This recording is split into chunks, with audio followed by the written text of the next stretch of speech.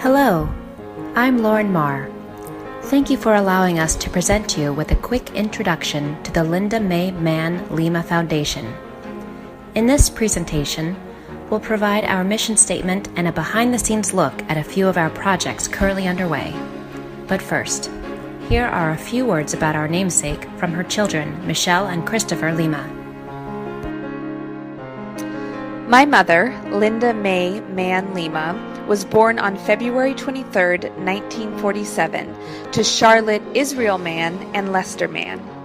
My mom was raised on the Mann Ranch in Elk Grove, which was established in 1882 by her great-grandparents Olive Chalmers Mann and John Mann. During her childhood, her mother, my grandmother, would take my mom to have tea and socialize with the elder ladies of the community in the parlors of their stately homes that then dotted the landscape of Main Street, and on the many farms and ranches of the surrounding area. My mom attended Elk Grove Elementary School and graduated from Elk Grove High School in 1965. She attended St. Joseph's Catholic Church, where she took catechism, was confirmed, received First Holy Communion, and was married. St. Joseph's is also where my brother and I were christened. My mom deeply appreciated not only her own ancestral roots in Elk Grove, but those of many other area families. Taking a look at our family tree will reveal many family names of Elk Grove pioneers: Nelms, Upton, Chalmers, Mann, Hoggaboom, Graham, Folks, Markover, Taverner, Smith, Paulhemus, Etling, Fittiman, Sherwood, Dixon, and Gage, among others. My mom's greatest joy was sharing family remembrances, photographs, letters, and other historic documents with us kids, and with those whom she grew up, and anyone else who had a keen interest in the pioneer families of Elk Grove. It is with this in mind that the Mae Mahon Lema Foundation is established.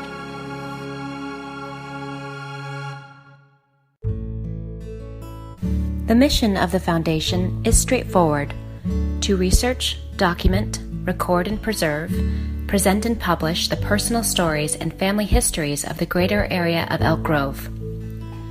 From early native communities to European explorers, to the era of Spanish and Mexican land grants, the gold rush and California statehood, Elk Grove has been a piece of California history and, therefore, the history of the United States. The story of the area truly began to blossom with the gold rush. Single men flocked from all around the world to seek their fortune in the gold fields just east of Elk Grove. Many did strike it rich, but most promptly returned to their homes of origin, taking with them the gold they unearthed. There were, however, others who were successful at gold mining but did not leave. Instead, they used their riches to acquire land, sometimes huge tracts of land. They settled down, sent back east for their families, and got to work at establishing viable agricultural and business operations. These men and women became the early pioneers of Elk Grove. To get a better idea of how the foundation will accomplish its mission, let's take a sneak peek at a few of the family history projects currently underway at the foundation. First, Tom Mann, Linda's younger brother, discusses their pioneer roots.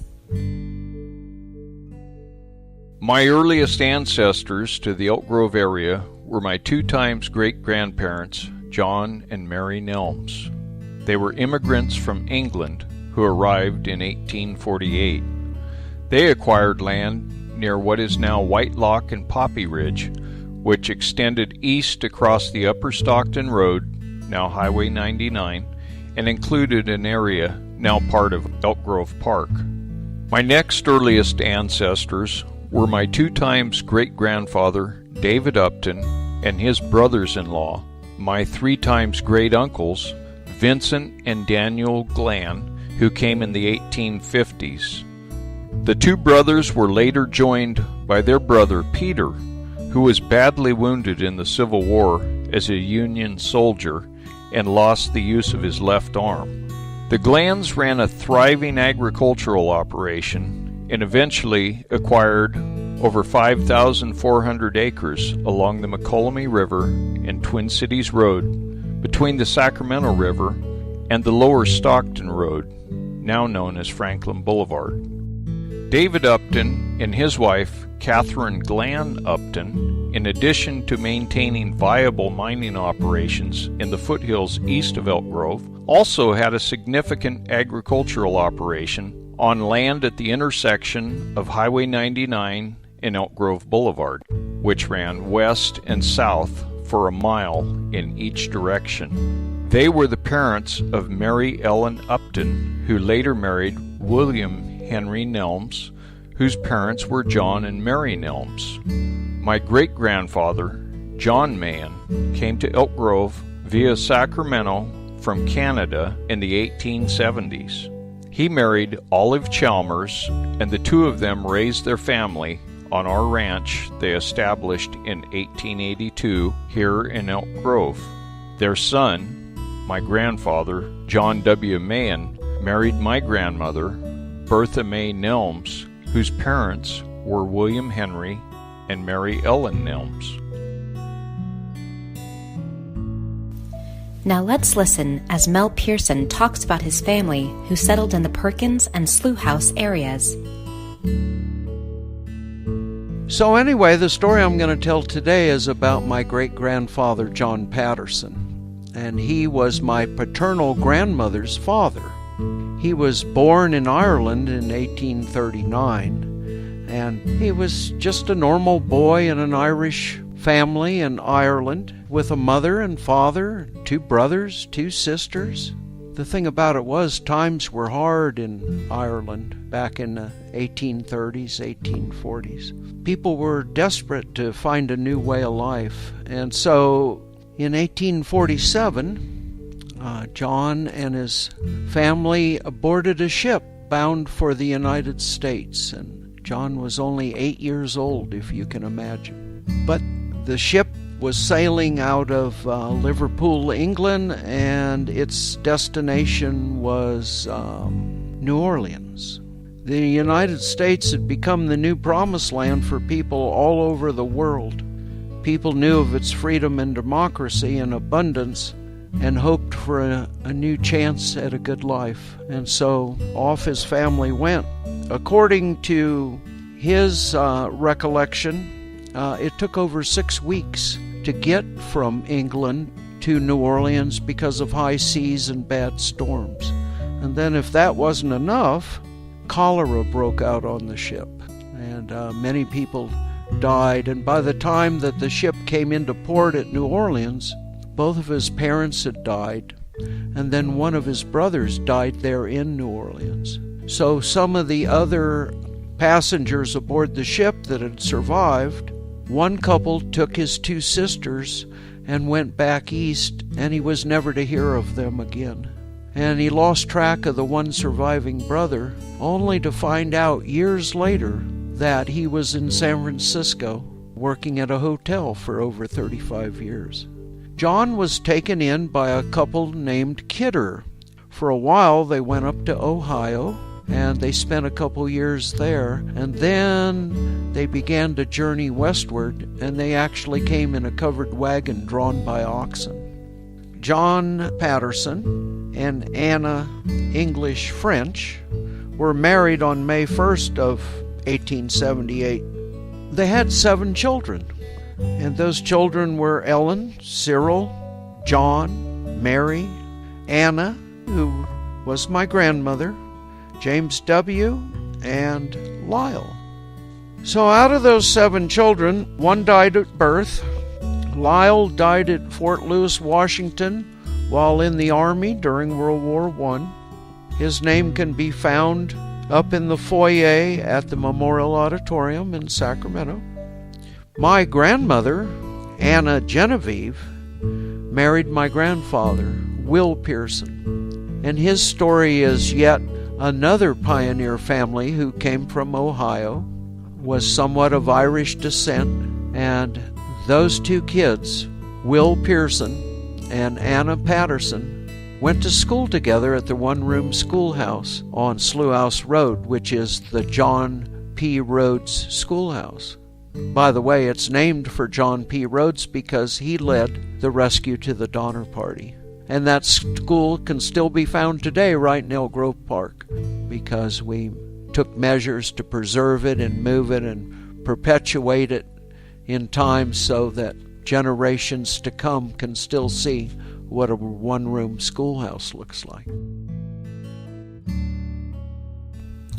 One of Elk Grove's oldest businesses, continuously operated by the same family, is the J.M. Derr Lumber Company. Carol Crump gives us some insight. My name is Carol Crump, and I am the granddaughter of Jess McClellan Derr. I have been asked to give a few historical facts about J.M. Derr Lumber, which has been located at 9055 Locust Street in the middle of Old Town Elk Grove for 118 years. J.M. Derr was born on January 5, 1863, to Martin and Lucinda Derr in Charleston, Iowa. He was one of 7 children. Following his schooling, J.M. Derr spent 3 years working as a carpenter, building bridges in Keokuk, Iowa. In 1883, J.M.'s whole family came west on an immigrant railroad train. On the trip, the passengers did their own cooking right in the car in which they rode. The trip was long and hard, but they finally arrived in Pilot Hill near Georgetown in El Dorado County, California. Most of his family came, with the exception of one son who had a sweetheart back in Iowa. After spending 2 years in Pilot Hill, J.M. packed his bags again and headed to the Franklin area of the Sacramento Valley. He went to work for his uncle Henry Derr, who had an acreage in the Franklin area. He worked on his farm for a very few dollars a month. This was hard work and not what he had hoped to accomplish in this new land. J.M. married Minnie Finnerty, and by 1903 he had lost Minnie and his 2 children, Bertha and Clyde. My mom, Jessie, said he attributed the loss of the children to the shots they were given by the doctor in that time period. J.M. married Daisy Johnson Derr in 1906, and they had a daughter, Jessie Mae Derr. Daisy had 2 children from a previous marriage to J.M.'s brother, Rufus, who had passed away, named Homer and Edwin Derr. Soon he tried his hand at painting and wallpapering.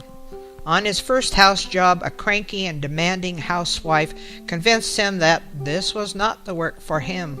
Not long after he arrived, he began to construct barns in the Franklin and Elk Grove areas.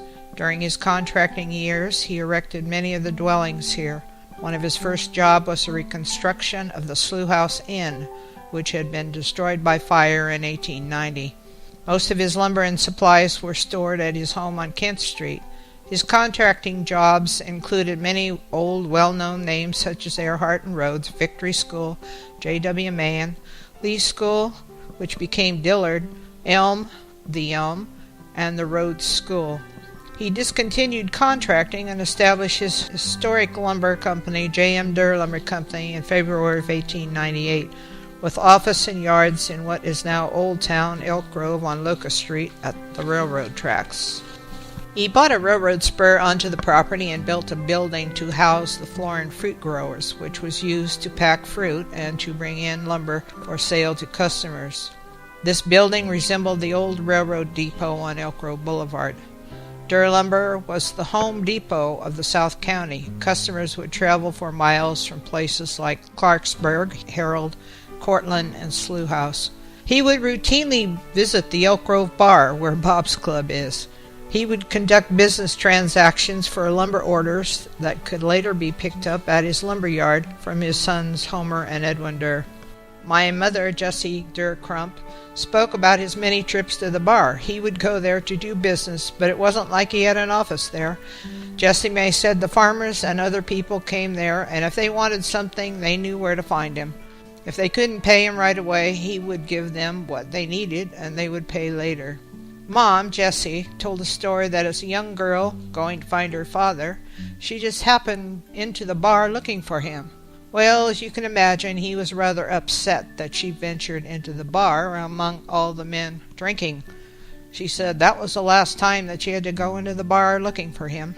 J.M. had many business interests. He was one of the organizers of the Elk Grove Bank and was a stockholder in the Elk Grove Vineyard Association, which built the winery in 1908 and was sold to the Woodbridge Winery in Sacramento in the 1930s. When asked about the price received, J.M. said it was satisfactory. J.M. belonged to the many organizations, the Independent Order of Foresters, and he was a 50-year member of the Elk Grove Oddfellows and the Elk Grove Rebeccas. For many years, J.M. continued to meet the needs of the community with assistance and support of his children, Homer, Edwin, Jesse, and his grandchildren Gerald, Larry, and Jane Derr Morse, until his death in 1943 at the age of 80. From the beginning, J.M. Derr and family set the example by hard work, determination, and especially the importance of family.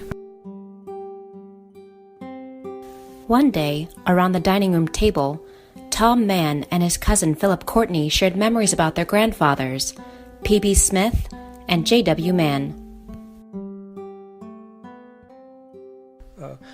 Grandpa was a Oddfellow, Philip Benjamin Smith. Grandma was a Rebecca. That was the ladies' part of the organization. And even Grandma wanted me to be an Oddfellow too. And there was the Junior Oddfellows at that time. I wasn't much for socialization, but I did it because she wanted me to.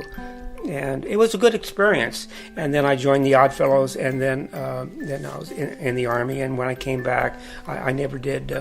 It was just as the youth then would say, it's not my thing, you know. And then I finally, gave up my membership. Grandpa and Phil Benjamin Smith and J.W.